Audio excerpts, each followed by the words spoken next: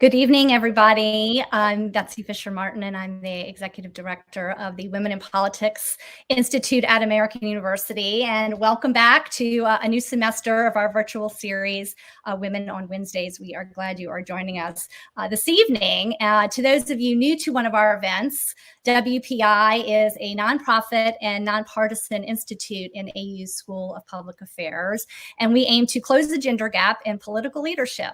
We offer academic courses and practical campaign training, and we facilitate research and discussions just like this on women in politics. So given today's headlines of standoffs and stalemates on the Hill, lots of drama, I think there is no more perfect time to look at the woman at the center of it all, Speaker Nancy Pelosi. And we have that perfect person to talk to this evening. Susan Page is a longtime journalist and is the Washington bureau chief of USA Today, and the author of a terrific new book, Madam Speaker, Nancy Pelosi and the Lessons of Power. And we're going to explore some of those lessons with Susan and hear some of the fascinating stories and reporting that she has from behind the scenes with colleagues of Speaker Pelosi, and Speaker Pelosi herself did several interviews for the book. So we will talk to her about all of that. Before we start, I want to let everybody know that we are going to save plenty of time for questions. At the bottom of the screen, you will notice a button that says Ask a Question. So please do so during the course of our discussion, and we will get to those. You can also upvote other people's questions that you may be interested in as well. And if you miss any of the discussion or you want to share it with friends or family, the link for the replay will be available right at the same link that you used to register. You can watch the replay right after we finish this evening. So welcome, Susan. Thanks so much for being here.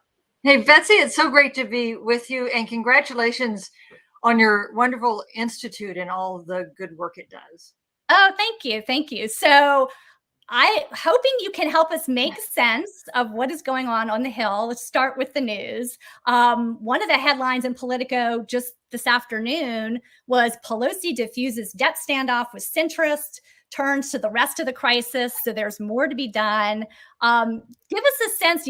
We were talking earlier and you mentioned you were up on the Hill today. Give us a sense of what's going on and what Speaker Pelosi is going to be able to hopefully accomplish. She's been in tough negotiation situations before. Is this something where she can pull a rabbit out of a hat, or what's going to happen? Well, I cannot tell you what's going to happen. I can tell you that I don't think anyone can tell you what's going to happen. Pelosi was talking to reporters this morning. She said she was calm and confident. And believe me, if that was true, she is the only person involved in this on Capitol Hill who feels calm and confident. You know, the issue is not really the debt ceiling. In some ways, while that's a really consequential vote, it is the least important of the balls that she is juggling right now, because the Treasury Secretary Janet Yellen, another woman in power, has said that they have till October 18th to raise the debt ceiling. And so we feel pretty confident that they will, although it looks like Democrats may have to do that without any help from Republicans. They've got a very immediate problem, which is the government runs out of money tomorrow night.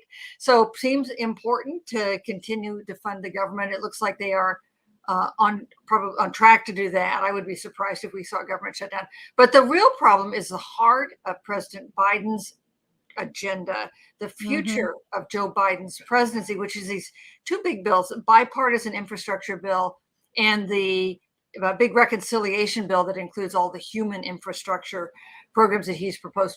And it is not at all clear the path that Nancy Pelosi will take to get those through. You know, people talk about Pelosi and her success, and certainly I think she is the most consequential legislative leader in the House since Sam Rayburn, the most effective congressional legislative leader since Lyndon Johnson.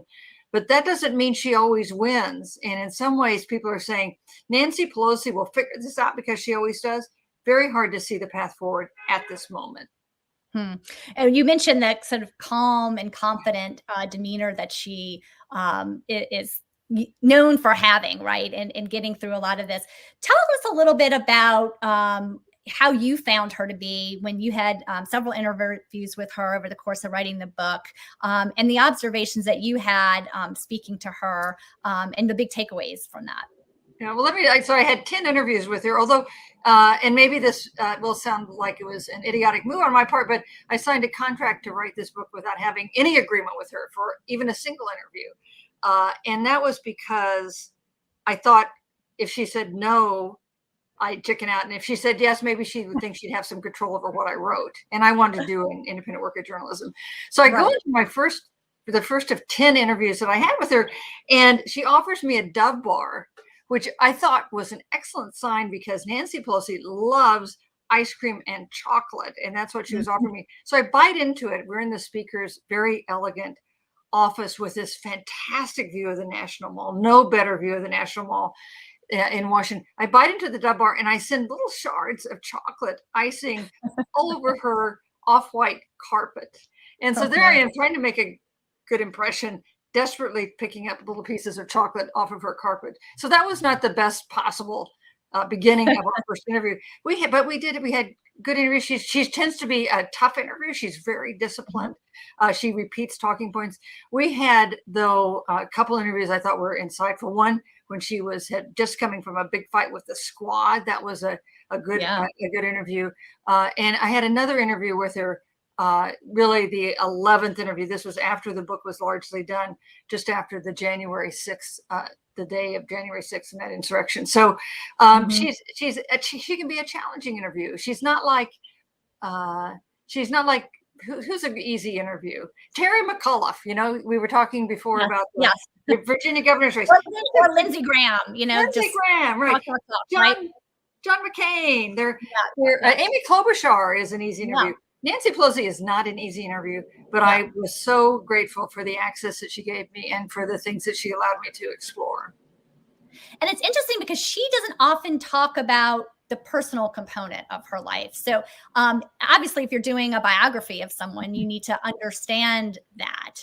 So take us back, I guess, a little bit and talk about sort of the personal component and how she was brought up. Of course, her parents, growing up in Baltimore. Give us a little sense for those who don't know of Nancy Pelosi, Nancy D'Alessandro, right, from Baltimore.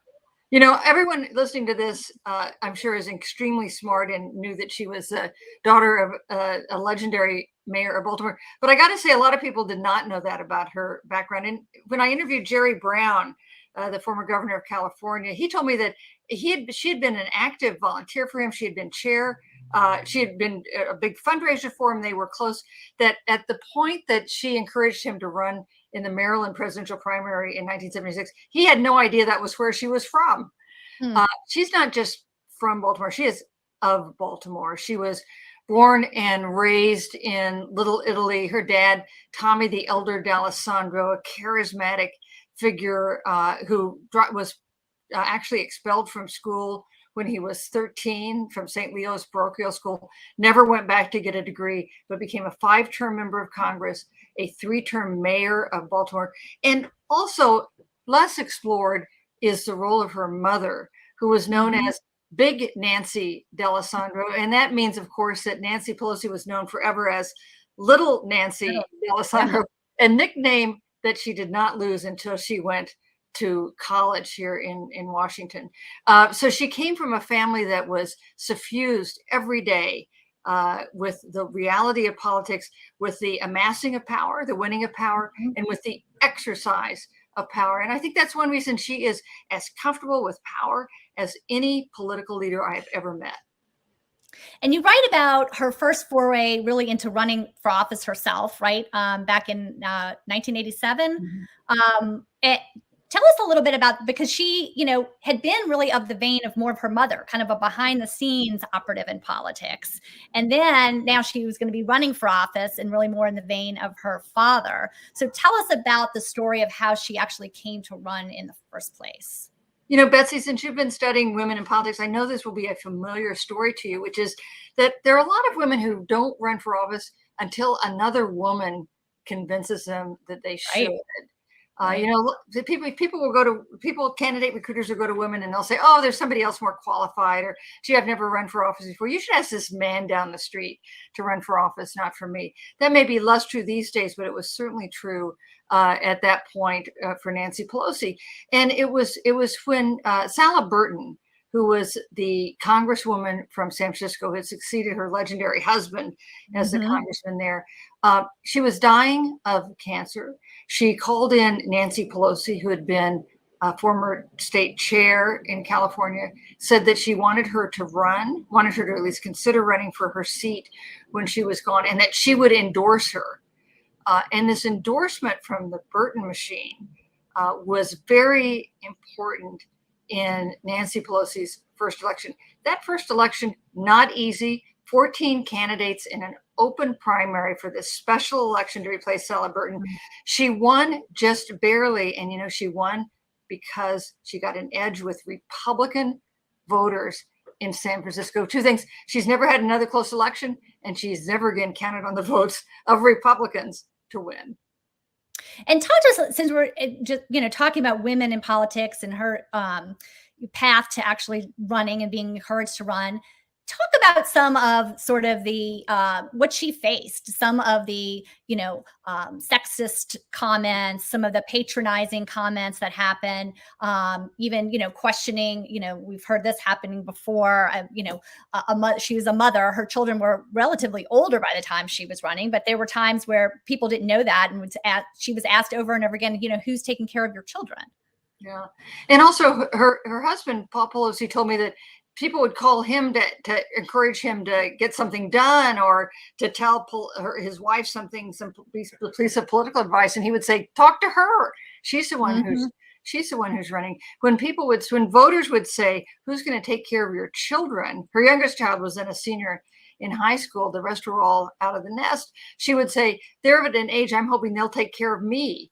But she did face, there were not very many women in Congress at that point. There were 20-some members in the House, some of them who had succeeded husbands who had died in office. I mean, that's not so long ago, but there were many fewer women in elective office in Washington. Then she comes to Washington and she continues to face some, I think, sexist assumptions, sexist asides.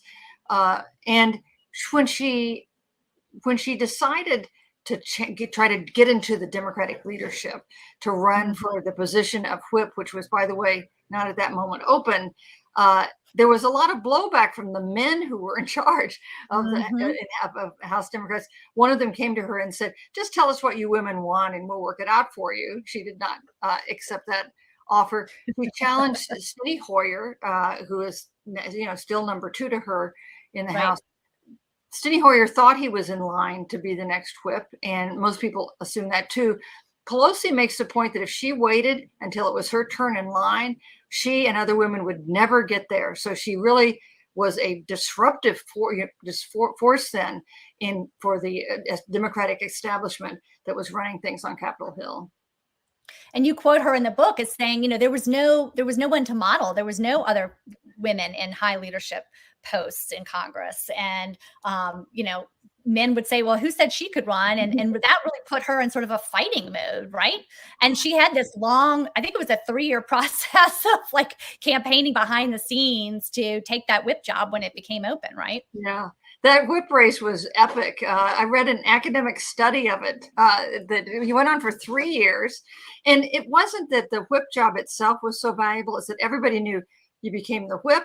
You would start to move up the leadership ladder. You wanted to be speaker. You wanted to start out as whip. Both she and Steny Hoyer knew that. She's the one who won that race, although not by much. She won it according to the analysis of the vote. She won it in large part not because of the support of women. Women were not disproportionately supportive of Pelosi over Hoyer. It was the size of the California delegation that helped deliver that first job, that whip job, to Nancy Pelosi over Hoyer, who had the much smaller Maryland delegation behind him. And she had some important alliances in the House. I mean, you write about Jack Murtha, for example, and the notes about her. This was fascinating that you found in his papers in the library. So Jack Murtha put his papers at the University of Pittsburgh Library, Mhm. and I'm not sure if anybody had gone to look at them before. I hired a researcher in Pittsburgh, a reporter for the local paper there, to go and just read his papers and see what she could find. And she found this remarkable. She went really such a lot of work, a lifetime in Congress. But the gold that she found in these papers were handwritten notes when Murtha wanted to write a memoir, which he never did. And in these handwritten notes on a pad of paper, he dictated to an aide his thoughts about Pelosi and how a lot of the good old boys had been very nervous about supporting a woman in leadership, and he had helped reassure the good old boys. But at the end of the day, he learned more from politics. He learned more about politics from Pelosi than she did from him. And he described her as one of the best political minds I've ever seen. This was an unlikely partnership between Murtha, who was a former Marine, and somebody from coal country, and Nancy Pelosi, who was this matron from San Francisco. But they became partners and good friends and allies, even on the issue later on of the Iraq War. Well, and to that point, she had sort of had this sort of traditional family kind of Catholic values persona, but she is, in the midst of a much more liberal party. I mean, was there ever tension there between those two sides that divided her allegiances one way or another? Well, she always was liberal on cultural issues. And Yeah. the one that was particularly important at the point she came to Congress was HIV/AIDS. Now, Yeah. it's really a medical issue, it's a public health issue, but it was also a cultural issue at that time. There was a great stigma attached in 1987 to the issue of AIDS. And AIDS was a disease that was ravaging San Francisco, the hardest hit place in America with this pandemic that was killing so many young men and others. And she, in her first remarks on the House floor, when she was mostly supposed to say, "Thank you very much, I'm glad to be here," she talked about Sally Burton, and she talked about her commitment to trying to get more funding and better treatment and more research into HIV/AIDS. And that's when she became friend and ally of one Tony Fauci, who was a leading AIDS researcher for NIH. And their partnership has success. Their partnership and both of them in their offices have survived all these years later. Well, it's interesting, Susan, because as I told you, I listened to the audiobook. So you were my walking buddy for a week or so. And the other night I was walking on the mall, and I went to go see, all of the very moving display of all the little flags set out in memory of people who have died of COVID. And I happened to be listening to the part of the book where you're talking about the AIDS quilt being out on the mall. And that was really the first time there had been this like mass display of something like that. And it wasn't easy to get done. Well, And she was able to actually get that done with some creativity involved, right? So this was just months after she had been elected to Congress. She had like no standing. Many people in Congress didn't know who she was. But the organizers of the AIDS quilt, which has become such an iconic cultural touchstone for all of us, we're having trouble getting permission to unfurl it on the National Mall. And so Pelosi, world's most junior member on the Hill, calls in the National Park Service officials. They meet in her office, which is, of course, the worst office on Capitol Hill because she's the most junior member. They meet in her office, and the assumption by the organizers of the AIDS quilt was that the Reagan administration was trying to block this for political reasons because it was the issue of AIDS, which the Reagan administration was not doing very much about. But the Park Service said, no, they were concerned about the grass, that they would unfurl this quilt on the grass and it would kill all the new grass that they had planted on the National Mall. And so in this meeting, Pelosi proposed that volunteers every 20 minutes would lift the quilt up to give the grass a breather, and that would take care of it. And the Park Service agreed to this loony arrangement, right? And one of the AIDS quilt organizers told me that a couple days after this happened, and it was an incredible event, the unfurling of this quilt that showed the huge cost that AIDS had meant in this country, of human beings that had brothers and sisters and mothers and sons who had made these pieces of the quilt for them. He said that as he took off and looked down, he could see the imprint of the quilt on the National Mall from his plane window, where indeed they had killed the grass. All the grass. That's such a great story and creative, right? For her to come up with that solution. So I want to talk a little bit about her relationship with Donald Trump, because you spent a lot of time writing about those two butting heads. So take us through. I mean, we all remember that famous photo of her, at the White House, leaning over to the group of men assembled there with her finger pointing. And that's a photo that actually Trump released after the fact, thinking was going to ding her, and she sort of embraced it, right? And it sort of became a moment. Oh, incredible. That was the last time Nancy Pelosi and Donald Trump spoke. Now, if you think about that, that was in October of 2019. He was president for another year and a couple months, but he and the Speaker of the House, the president and the Speaker of the House, never again spoke after that meeting. The meeting was supposed to be about Syria. It devolved into political name calling. Pelosi stands up at one point and is jabbing her finger toward Trump across the table. And this picture is so wonderful to look at, because all you see are men and Pelosi. In fact, Liz Cheney was in the room, but she was not in the picture. So it looks like it's all men. Nancy Pelosi, she's standing up. She's staring down the president. General Milley, the chairman of the Joint Chiefs, is sitting to the president's right. Looks like he's praying. Other men are staring at their shoes. I mean, it was really quite the moment. Pelosi leads a walkout from the meeting with the president. That's just not something that happens. All the other Democrats follow her out. And the White House then very quickly releases this picture, thinking it makes Pelosi look unhinged. She thought it made her look her in charge, and they used it. They put it on her social media accounts, and they used it for fundraising because of what it showed about Pelosi standing up to this disruptive president. And you also write about that contentious State of the Union, where, like, one of the few times she really lost her temper in public. But Betsy, have you ever seen it? I'm sure you were watching the State of the Union as I was. What did you think when you saw that? Wow. I thought, what is happening? I mean, he's standing up there. The president's standing up there, bathed in applause from one side of the chamber, and the Speaker of the House stands up and deliberately tears his speech apart. I mean, it's just never happened before. And I agree. I think she lost her temper.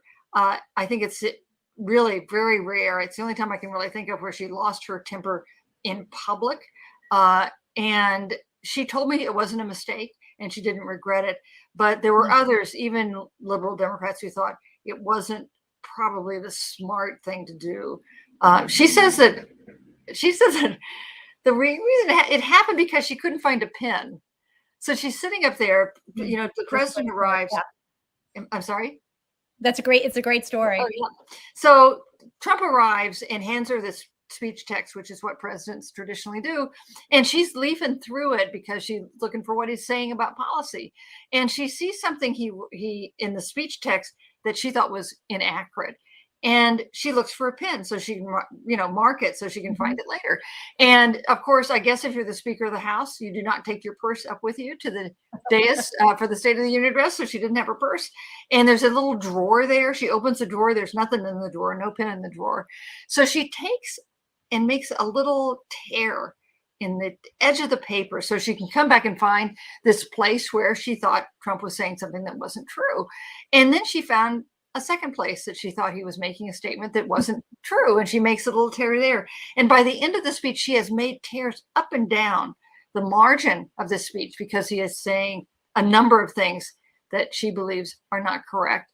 And she told me, I decided that if he was going to shred the truth, I was going to shred his speech. And she stood up, and that's exactly what she did. And she also understood the power of optics in a lot of ways. I mean, you write about sort of, that the red coat that we always remember, right? And her making kind of a political and fashion statement out of masks early on in the pandemic. Yeah.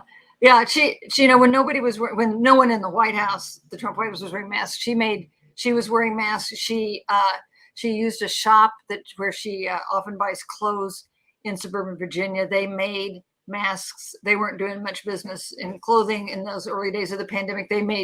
Their seamstresses were making masks out of this very elegant Italian fabric, and she would wear those at that State of the Union address we were just talking about.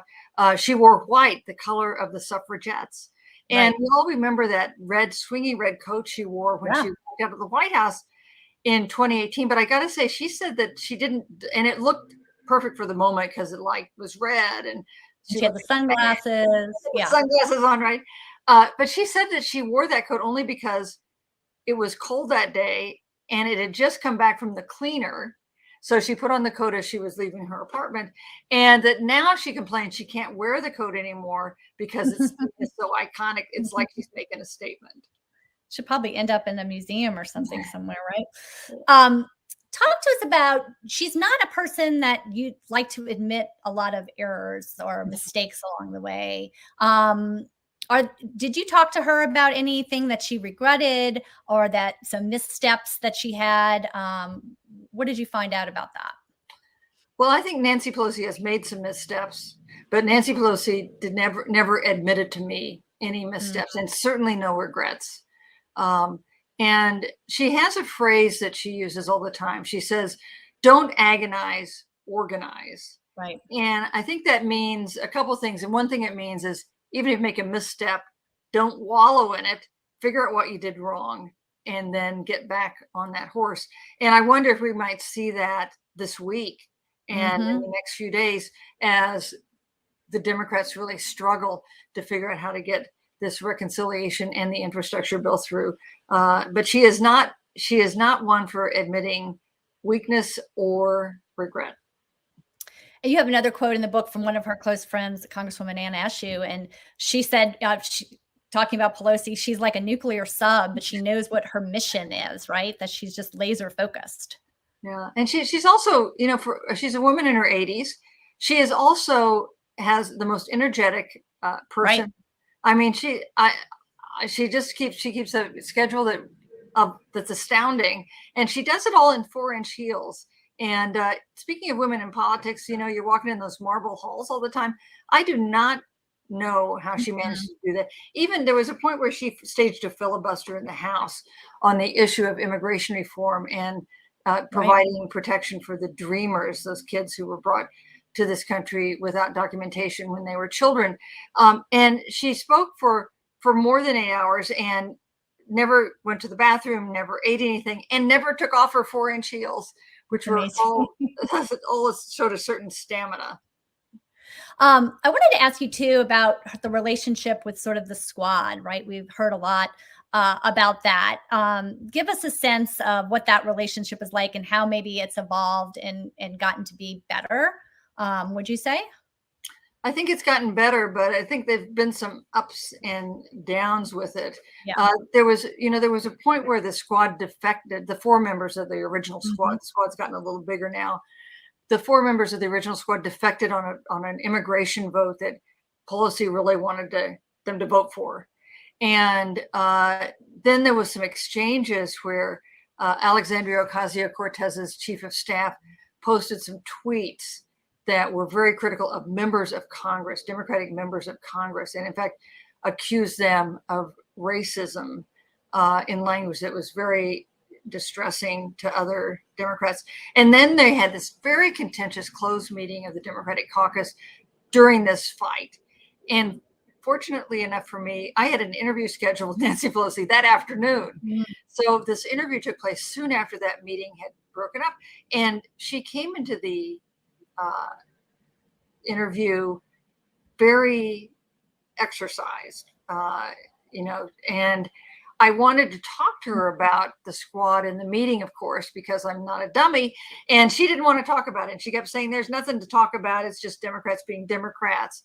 But then she said then she quoted Dave Obey, the late congressman from Wisconsin, who had a saying. He was chairman of the budget committee. He said, There are people who come to Washington to pose for holy pictures. And there are people who come to Washington to get things done. And while they're over there posing for holy pictures, we'll be over here getting things done. And when Nancy Pelosi says you have come to Washington to pose for holy pictures to show how pure you are, that is not intended as a compliment. Compliment, for sure. Talk a little bit too about how she interacts with other members, especially in her caucus, and being famous for really knowing everything about a member in your district. People have called her sort of LBJ in heels, right? Yeah. And you have some great stories about, how she's been able to lobby particular members. In one case, I think she even called someone's minister, is that right, to get him to try to lobby the member on something? Yeah, that was Joe Donnelly, the congressman Yes. from Indiana. It was during the Affordable Care Act debate. And Joe Donnelly was from a more moderate state, a more moderate member. This vote, he was from a swing district. He was endangered for reelection. This vote was, the Affordable Care Act was going to be a tough vote for him. And he had voted against it when it first came up in the House. When it came around again, after all the legislative quagmire that involved the Affordable Care Act, she really needed his vote. And Obama lobbied him, saying, I really need you to vote for this. And that did not sway Joe Donnelly. You might imagine that's not the I need it doesn't mean that much to members of Congress. It's they care about their own election, their own priorities first. Pelosi got Father Hesburgh, Theodore Hesburgh, who was the head of Notre Dame, which is where Donnelly had gone to school and to law school. He thought Hesburgh was like a father to him. And Hesburgh, so Pelosi gets Hesburgh to call Donnelly. And Hesburgh smartly doesn't say, you should vote for this. You should vote for this for Obama or for Pelosi or for anybody else. He says, you should do what you think is right. And I know that you're going to do what is right. And so you just figure out what that is. And of course, that was the most persuasive possible thing and the most persuasive possible messenger for Joe Donnelly. So he votes for it. He does lose his House seat. He got elected to the Senate. And he, in interviewing him about that story, he expresses only admiration for the way Pelosi handled that and the way she got his vote on that measure. Well, she would say also in the book, you said that, members are there to do a job, not keep a job, right? Right. That sometimes you have to take those tough votes. I believe me, I bet that's the phrase she's been saying this week. Yeah, for sure. I want to ask you about Liz Cheney, because there are some similarities, interestingly enough, between the two of them. Obviously, they have sort of come together now on this January 6th commission. But I'm wondering previous to that, what relationship she had with Liz Cheney. And of course, Liz Cheney is someone who's been mentioned about maybe ascending into, a future leadership in the Republican Party in the House before she lost her conference chair position. But what are your thoughts on the Liz Cheney, Nancy Pelosi relationship? I do think there are a lot of similarities between them. For one thing, they're both the daughters of politically powerful and astute parents. So we talked about Nancy Pelosi's parents. Liz Cheney's parents, of course, are her father, a former member of the House in the Republican leadership, vice president to George W. Bush, and her mother, Lynn Cheney, is a well-known political author. She was once the co-host of Crossfire. Right. They are both people with strong views and kind of political sophistication. So they both, Liz Cheney and Nancy Pelosi, grew up in those kinds of families. They both have 5 children. So they're both women with big families. Their politics, though, and they're both pretty tough, right?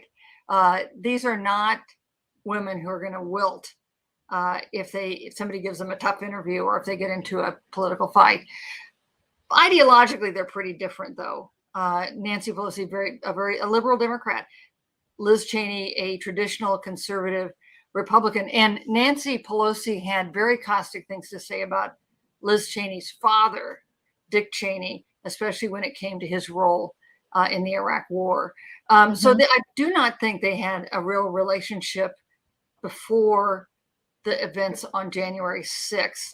And after that, when Liz Cheney has become an outspoken person willing to serve on the January 6th committee that Pelosi has formed. Now, I think they have some considerable mutual respect, but so they have similarities, but also I guess we shouldn't forget their political differences. Right. Right. We have a lot of questions, so I want to get to some of those. We have a lot of students that are watching from Lucy Getman's Women in Politics class, and they have dutifully submitted some questions as well. So let me start with one of theirs. Let's see. One of them is, does Speaker Pelosi receive gendered criticism compared to Senate Majority Leader Schumer? That's a really interesting question. You know, at this point, I think not, but I don't say that with, I haven't really thought about it, so I don't say it with much confidence. Betsy, what do you think the answer to that question is? It's a tough one. And sometimes it's hard to, make a direct comparison, right? So it's something, and what I think is good about situations now is I think when we do see gendered criticism rear its head, I think we're more often to speak up about it and say something, which I think is good, whether that is, with Nancy Pelosi or another woman in politics. And so I do feel like, over the past couple of years, we just, in the broad sense of the word, feel sort of empowered to speak up and say something when we see something like that. I'll tell you one example in the past that I think is clearly an example of just what the student was talking about. Now Pelosi pretty much recognized as a big political force. Right. But when she was first elected Speaker of the House, historic event, 2007, she's the first woman in the history of American government to rise so high. And the news magazines did not put her on the cover. Right. And she had always been very much a reader since high school, a reader of Time magazine. Time magazine was a magazine that mattered to her. And through her speakership, they never put her on the cover of the magazine. But the week that she lost the speakership and John Boehner was elected, Time magazine put John Boehner on the cover with big, friendly, attractive photo with a headline that said Mr. Speaker. And I think it's hard to look at that journalistic choice of play and not see some gender in play. And you write about early on in her political career in the House, there was a profile done of her. It was maybe it was the Times magazine, where the headline was "Party Girl," sort of a take on her fundraising prowess before she was actually elected and her work within the political party, but using sort of that nomer of "Party Girl" in the headline, and she was offended by it. Yeah, quite offended. She didn't talk to me about that headline, but someone who worked for her at the time said that she was both angry and hurt because that they would see her in that way. Now, it was just an attempt to write a headline, right? I mean, it was an attempt to get people to read the story, but it's also true that it is kind of a demeaning depiction of someone. That happened to her too. There's only one race that Nancy Pelosi has ever lost, one election, and that was in 1984-85 when she ran to be the National Democratic Chair after the debacle when Walter Mondale lost 49 states, and you would think Democrats might look to fresh leadership. And she faced an enormous amount of gender ridicule from organized labor. Believe it or not, they are probably sorry to remember this history. Really? But organized labor had their own candidate, Paul Kirk from Massachusetts. He was a Ted Kennedy guy, and the political spokesman for the AFL-CIO was going around saying that she was ditzy and an airhead. And when he was asked on the record if he was calling Nancy Pelosi, the chair of the California Democratic Party, was running for this position as national chair, if he had called her an airhead, he replied, "I didn't call her an airhead or a stupid airhead," he repeated the word over and over again, clearly an attempt to say, of course, I think she's an airhead. And so, it's not so long ago that women seeking positions of power faced that kind of really open sexism. Her view of that, that was the race she lost. It hurt. I mean, it was a big disappointment to her, but that was the race where she then devised that phrase, "Don't agonize, organize," and that's been pretty much her approach since then. Great. Let's see. We've got some more questions here. This one is from Isabel. She says, what was the most surprising thing that you learned about Pelosi in the process of researching and writing the book?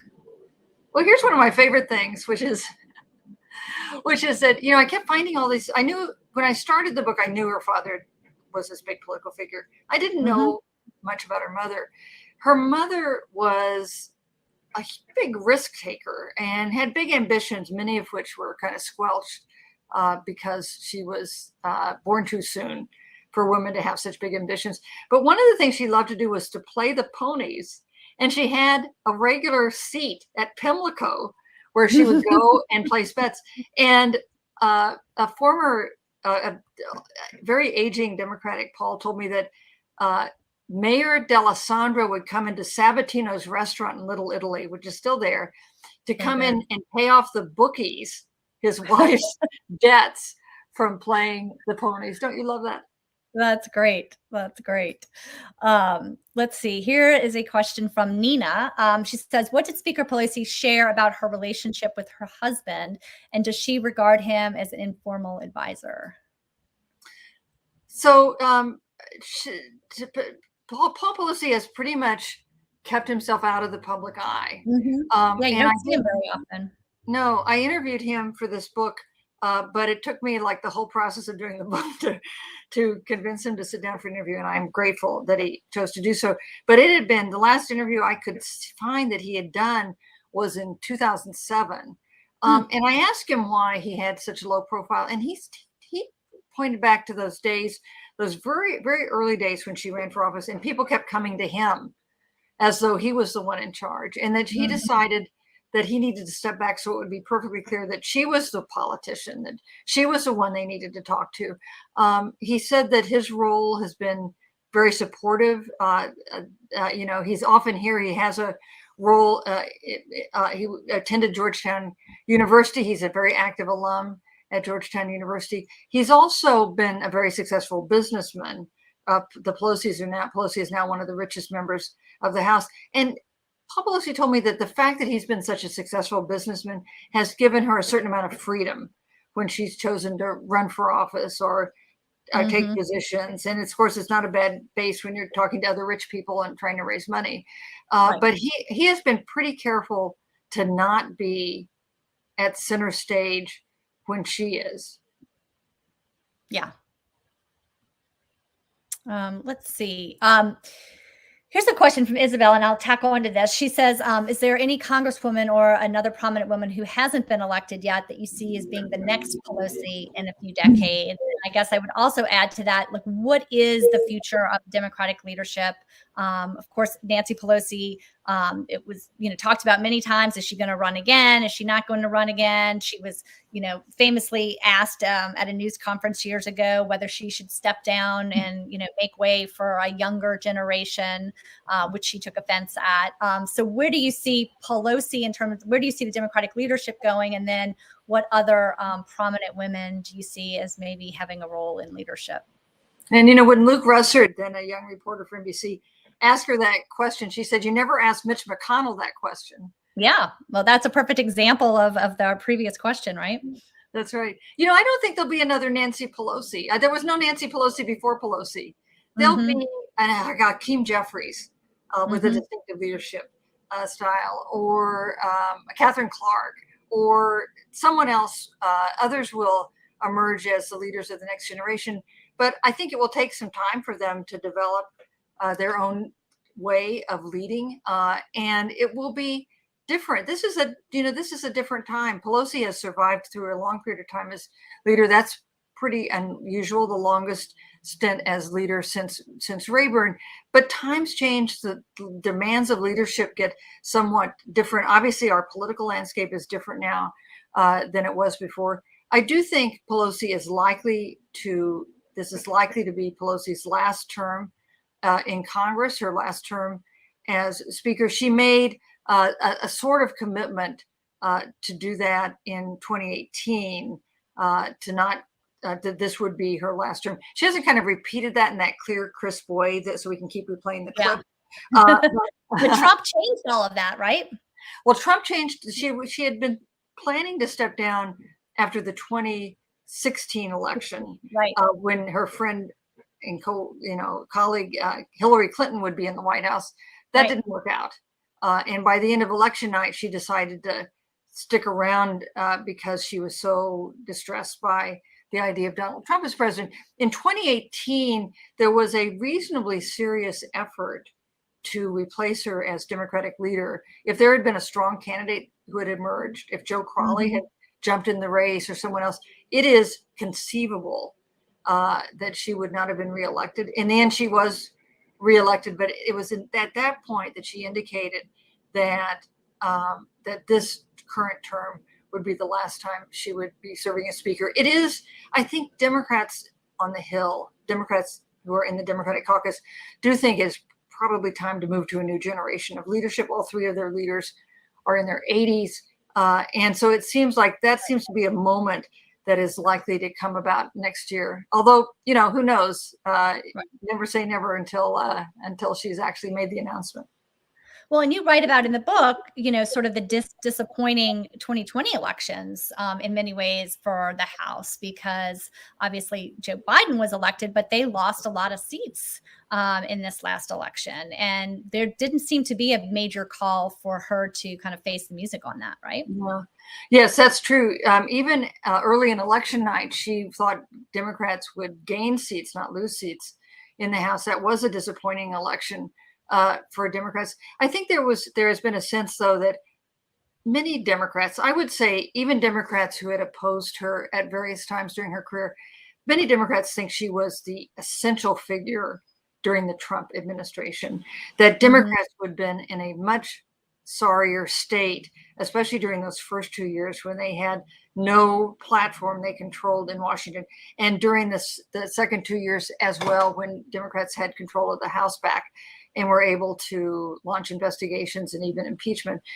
I think that Democrats feel like Nancy Pelosi and her long experience and her toughness and her skill were exactly what Democrats needed during the Trump administration. So there is a huge feeling of respect and gratitude for her. But of course, now Joe Biden is president. Everybody gets older. They're all in their 80s. Right. There is, I think, some interest in having a new generation take over. We have two questions about bias in journalism for you, Susan. I know you're no stranger to getting this question, but two different questions. One about gender bias in journalism, and then also a question about political bias in journalism and how journalists manage political bias in their work. So, political bias in journalism, journalism is a big word that covers a lot of space. I work for a mainstream newspaper. I guess we don't call ourselves a newspaper. I work for a mainstream news operation that wants to be seen as not ideological, as being fair and tough and holding officials to account in both parties in providing context and smart analysis without bias. That's our goal. That's what I try to do. I'm not saying we never fail, but that's how we see our mission.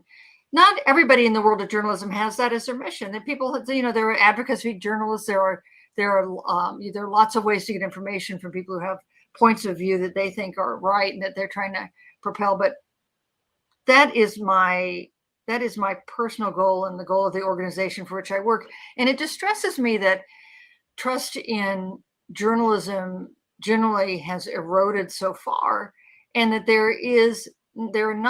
most Americans would not now say, yes, I think the journalists I see are trying to give me the straight story without spin on the ball.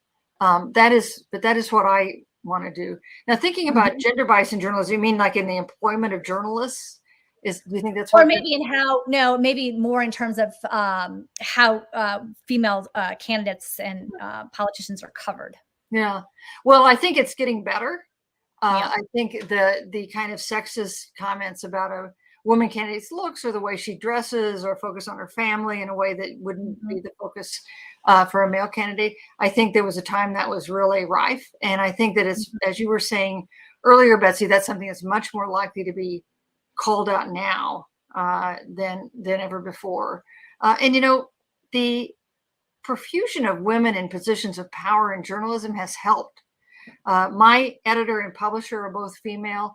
You know, you look at in traditional print organizations, in television, in radio, you see women rising in positions of power as at the top of the masthead as the most powerful editor involved. I think that has made a difference as well. Yeah. Well, along those lines, I mean, here's a question from Lucy, Women in Politics class. Did the author experience or encounter gender bias when researching and writing the book? And I guess just to add on to pick up what you were saying, I mean, you've had a long career covering politics along the way. You know, what sort of experiences have you had in terms of gender bias just of your own career? So not really in doing these books, but you know, when I came to Washington, I was working for Newsday. I applied for the job, a Washington reporter job. It opened up at Newsday, and one response I got when I applied for it was that we already have a woman in Washington, and so you really wouldn't want to have two women in your bureau in Washington. God forbid, right? Yeah, but in fact, I got that job. When I got that job, there were so few women in the White House press corps that there were only two women working for newspapers who were on the beat every day. And that was me and Ann Devroy, who was first working and at that point was working for the Washington Post. And so as you know, Betsy, my husband is Carl Lubsdorff of the Dallas Morning News. When we were both going on White House trips in those days, we would stay in the same hotel room, right? And Carl went on a trip I think with Reagan that I didn't go on, and he called me to say that he walks into his hotel room and there's Ann Devroy, because apparently Ann Devroy and I were just look so much alike that if Carl wasn't going to stay with Susan Page, he'd stay with Ann Devroy. They must be the same person. It was like that failure to distinguish between the two of us that led them to book them in the same room. I don't think that kind of thing happens so much anymore. Thank goodness.